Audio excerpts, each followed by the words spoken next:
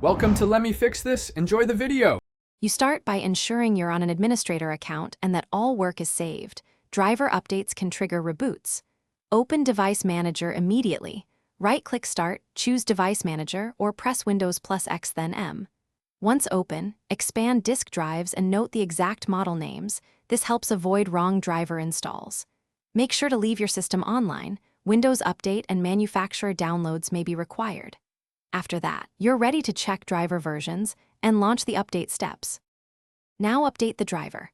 Right-click the target disk drive and choose Update Driver, then select Search automatically for drivers so Windows checks online.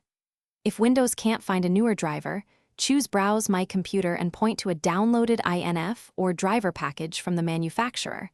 This is why you noted the model earlier. Before installing, create a system restore point and record the existing driver version. This lets you roll back if something goes wrong. Once the installer finishes, restart when prompted to apply changes. After reboot, verify the new driver by viewing Properties' right arrow Driver tab in Device Manager. Confirm version and date.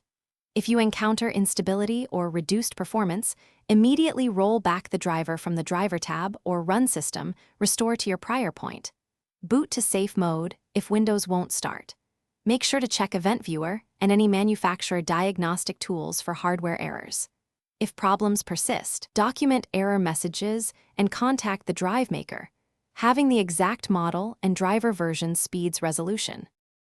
Thanks for watching. If you found this helpful, don't forget to like and subscribe.